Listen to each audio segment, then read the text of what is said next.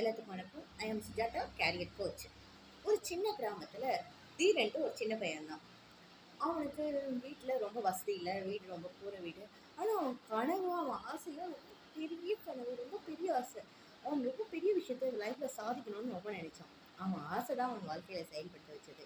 இன்றைக்குமே அப்துல் கலாம் சொல்லுவார், கனவு காணுங்கள், அதில் உங்கள் வாழ்க்கையை கொண்டு நிறைவேற்றுவன்ட்டு. அதே போல தான் அவன் கனவு அவன் வாழ்க்கையை செயல்படுத்த வச்சிச்சு. என்ன கனவுன்னு கேட்குறீங்களா? அவனுக்கு ஒரு சயின்டிஸ்ட் ஆகணும்னு ஆசை. ஆனால் அவங்க அப்பா அம்மா என்னவாங்க, நம்ம கிட்டலாம் அவ்வளோ வசதி இல்லைப்பா, பெரிய பெரிய கனவுலாம் காணாத, ஏதோ உனக்கு படிக்க வைக்கணுமோ, ஒரு சின்ன வேலைக்கு போவேன், ஏதோ சம்பாதிக்கும் அப்படின்னாங்க. ஆனால் அவங்க கனவு அவனுக்கு ஓய விடல. அவன் கனவு அச்சீவ் பண்ணணும்னு அவன் நினச்சான். அவங்க பக்கத்து ஊரில் ஒரு அறிவியல் கண்காட்சி நடக்குது. பக்கத்தில் இருக்க எல்லா ஸ்கூல்ஸ்களும் கான்டெக்ட் பண்ணுறாங்க. இவன் கவர்மெண்ட் ஸ்கூலில் தான் படித்தான். அந்த ஸ்கூல் மூலமாக இவனும் கான்டெக்ட் பண்ண போய் அந்த அறிவியல் கண்காட்சியில் கலந்துக்க போனான். எல்லாரும் ரொம்ப பெரிய பெரிய எக்யூப்மெண்ட் வச்சு நிறைய கண்டுபிடிச்சி அவங்க சாதனைகள்லாம் கொண்டு வச்சாங்க.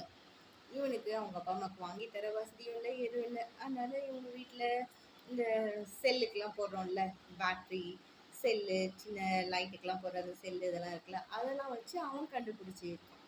அவன் கண்டுபிடிச்சது தண்ணி சுத்திகரிப்பு, உப்பு தண்ணியே குடிக்கிற தண்ணியாக மாற்ற சுத்திகரிப்பான கருவி. அவன் வேஸ்டான பொருள்கள் வச்சு அவன் கண்டுபிடிச்சி வச்சுருந்தான். எல்லாரும் அவனை பார்த்து ரொம்ப கிண்டல் பண்ணாங்க.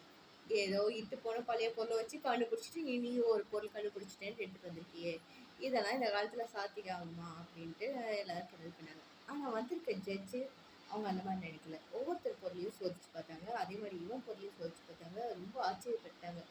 இவ்வளோ சின்ன பையனுக்குள்ள இவ்வளோ திறமையான்ட்டு ஆச்சரியப்பட்டு இவனுக்கு தான் ஃபஸ்ட் ப்ரைஸ் கொடுத்தாங்க. அங்கே வந்திருக்க அறிவியல் விஞ்ஞானி இவனுடைய படிப்பு செலவை ஏற்றுக்கிறேன், நானே இந்த பையனை படிக்க வைக்கிறேன் அப்படின்னாங்க. அவனோட ஆசை, அவன் படித்து ஒரு பெரிய சயின்டிஸ்ட் ஆகிட்டான். அவன்கிட்ட வந்துட்டு உன்னை எப்படி இதை கொண்டு வந்துச்சு, உன்னோட படிப்பா உன் திறமையா என்னான்ட்டு எல்லாத்தோட அவன் சொன்னது என்னோட ஆசை. அது நெருப்பு மாதிரி தீயாட்டம் எனக்குள்ளே இருந்துச்சு, அது எனக்கு செயல்படுத்த வச்சிருச்சு.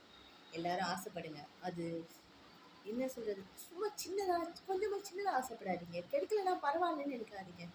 சின்ன குழந்தைங்க எப்படி அடம் பிடிக்கும், கீழே படுத்து உருண்டு அடம் பிடிக்கும், அழுவும், அந்த மாதிரி ஒவ்வொரு விஷயத்துக்கும் லைஃப்பில் சாதிக்க ஆசைப்படுங்க. எனக்கு இது வேணும்னா வேணும், நான் அச்சீவ் பண்ணியே ஆவேன், எனக்கு கிடைச்சே ஆகணும், நான் சாதிச்சே ஆவேன் அப்படின்னு ஆசைப்படுங்க. அது உங்களுக்கு தீயாட்டம் உங்களுக்கு வேலை செய்ய வைக்கும். இந்த யூனிவர்ஸும் உங்களுக்கு அதுக்கு ஹெல்ப் பண்ணும். எல்லாரும் அந்த மாதிரி ஆசைப்படுங்க. அப்படியே ஆசை சாதாரண ஆசையாக இருக்காது, வெறியாக இருக்கணும். அந்த வெறி தான் நம்மளை நிறைவேற்றும். நம்ம வாழ்க்கையில் படிக்கிறதா இருந்தாலும் சரி, செயல்படுத்துறதா இருந்தாலும் சரி, எல்லாத்துலேயும் ஒரு வெறி இருக்கணும். அந்த வெறி நம்மளை சாதிக்க வைக்கும். ஓகே, பாய்.